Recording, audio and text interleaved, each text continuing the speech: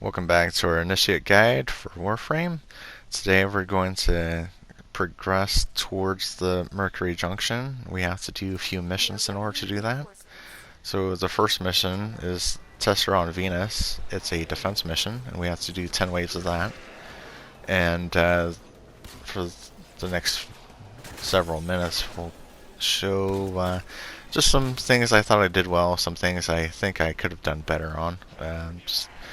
First off, the idea that I have in mind with Volt on defense missions is to try to use the discharge, his fourth ability.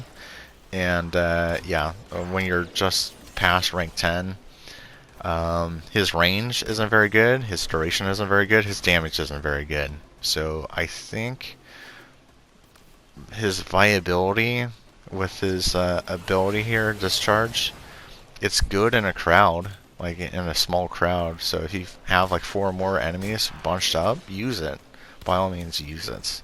It's going to do very well.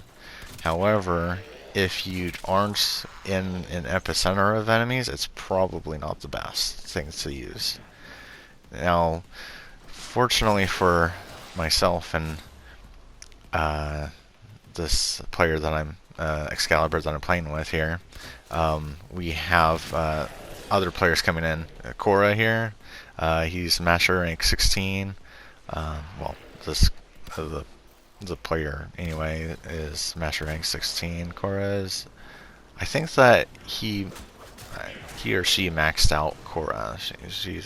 Korra's at rank 30, so that's extremely helpful. So that's going to ensnare a whole bunch of enemies and kill them really quickly on low levels.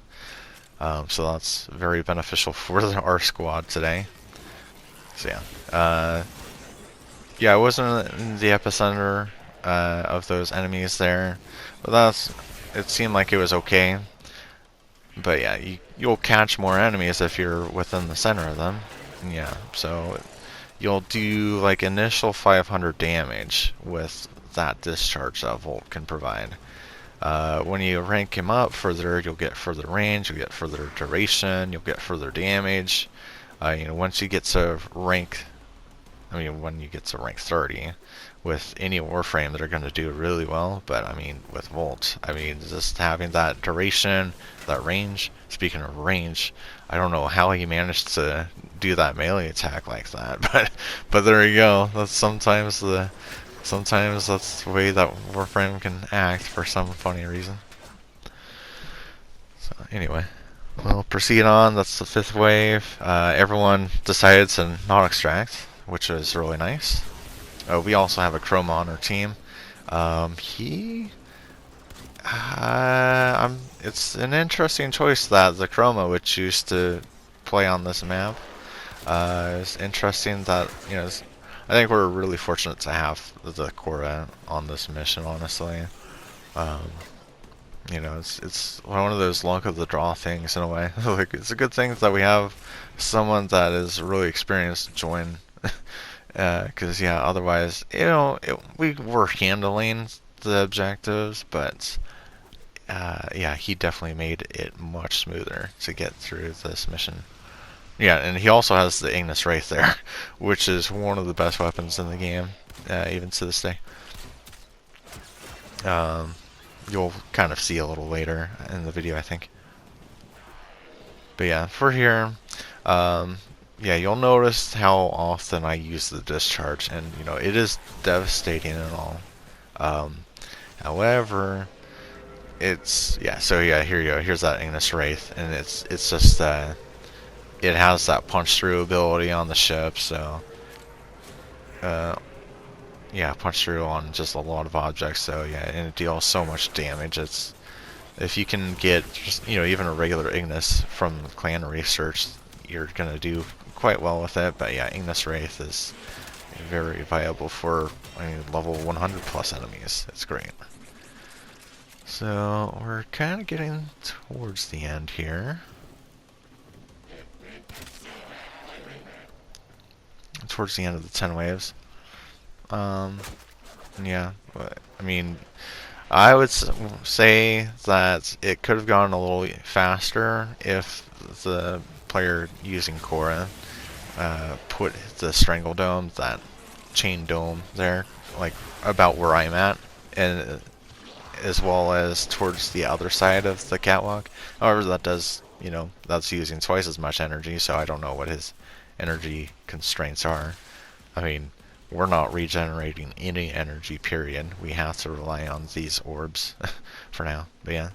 Alright, so we did go for 10 more waves, so we got to wave 20, which was really beneficial for me for leveling Volt up here and the weapons. But yeah, we'll just move on. We're going to do the rescue mission. That was the next on Venus there. I think it's called Linea. But yeah, anyway. Let's move on to the actual objective here. Just there's a lot of combat in between, which is nice. A lot of being able to gather resources too, but the purpose is to show you the actual objectives in this series of videos.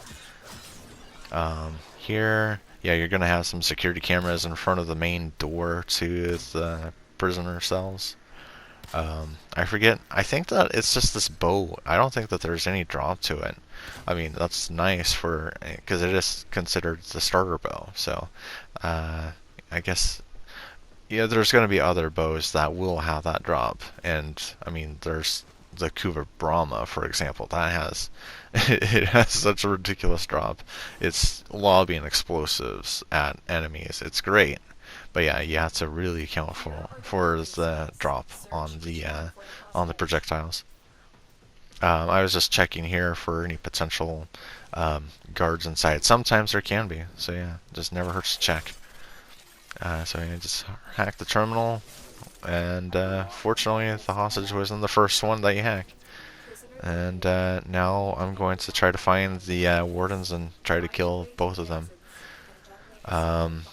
Fortunately, the first one was pretty close. The second one, I had to guess where he was. But yeah, there's the first warden. Here we go. And then I had to go through this whole section before I finally found him on the other side.